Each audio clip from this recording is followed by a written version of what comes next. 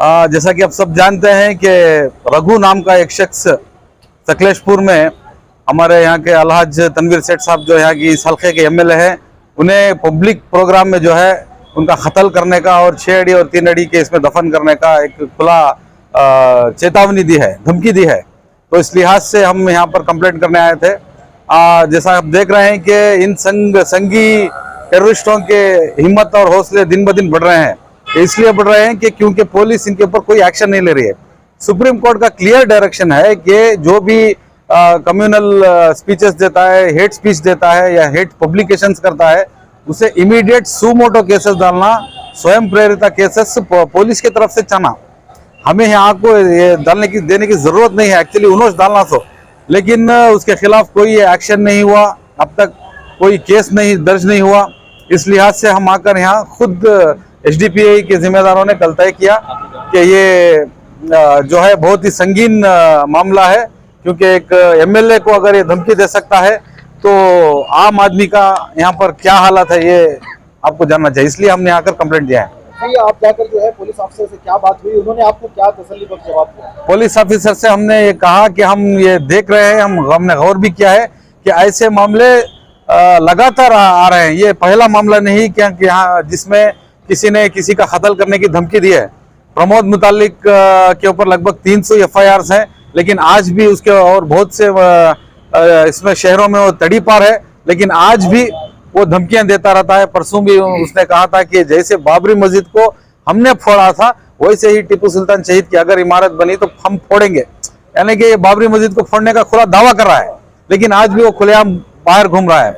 इस तरह कड़ी स्वामी एक सिर को हम 10 सिर निकालेंगे कर भी धमकी दिया है। ऐसे खुलेआम धमकियां और लोगों को पासमानदा करने के तरीके लगातार चल रहे हैं। हमने पुलिस से ये शिकायत की कि इतना सब कुछ होने के बावजूद आपने उन पर एक्शन क्यों नहीं लिया? क्या सारे कानून माइनॉरिटीज के लिए हैं?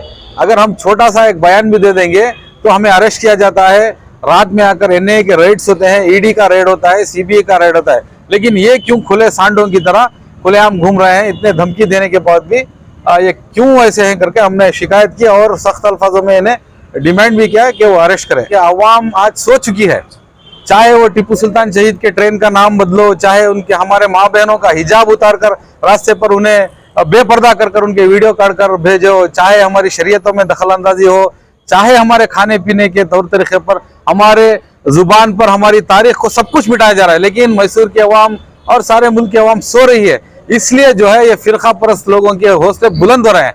मैं आपके चैनल से, आप सबके माध्यमों से गुजारिश करता हूँ आवाम से, आपको जागना चाहिए। आपका दस्तूरी हक है कि आप एहतजाज करें, इसके खिलाफ आवाज उठाए। आप एकजुट होकर इस बार ऐसे मौकों पर हम मसलक या पार्टियों को नहीं देखना चाहिए, हमें एक होना चाहिए। इस हिंदुस्तान के शहरी मजहब को भी नहीं देखना चाहिए। इस हिंदुस्तान के शहरी होने के नाते हमें जो है इसके खिलाफ आवाज उठानी है। अगर हम ऐसे ही खामोश रहे तो हमें खामोश कर दिया जाएगा। आखिरी सवाल है, सारे रियासत कर्नाटक में एसडीपी की जानिब से इस तरह की जो शिकायत की जा रही है वो उसको क्या बढ़ाया जाएगा?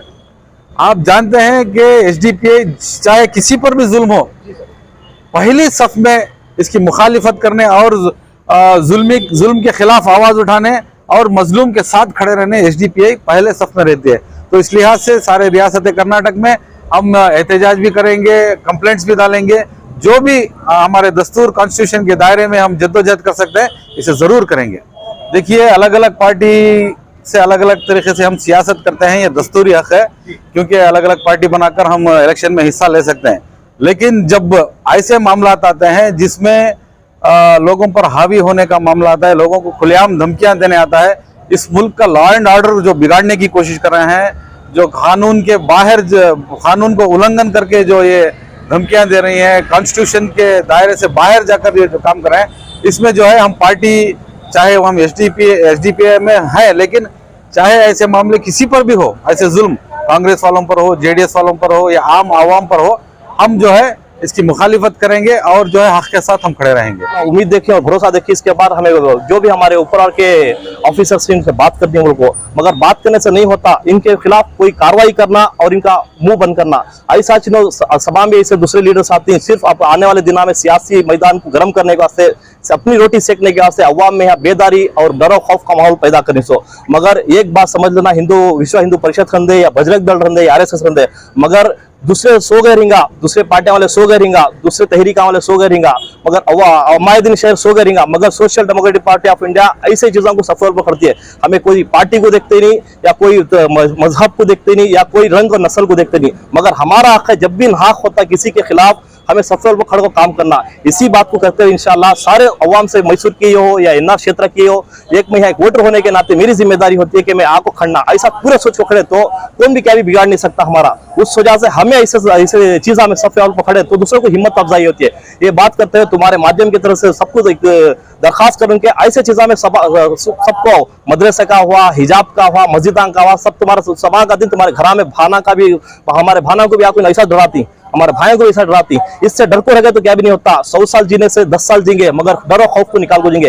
ये हमारी पार्टी का भी एजेंडा, डर भूख से आजादी, खौफ से आजादी। जिससे रहा क्या तनवीर सेठ साहब को जो खौफ का एक माहौल पैदा कर रही, ये खौफ से आना उन्होंने बाहर, उन्होंने तो उनके जो भी अवाम को जो धमकियां दे रही, ये खौफ से आना, हमें खौफ से आना बोले तो हमें इजहार हक को हमारे बात करना, जो सही है सही बोलना, गलत को गलत बोलना, जब चैलेंज करना, अन्ना स्टेशन से नहीं हुआ, हमें कोर्ट से लेकर को कानून के दायरे में रखो इंसान की लड़ाई करना है।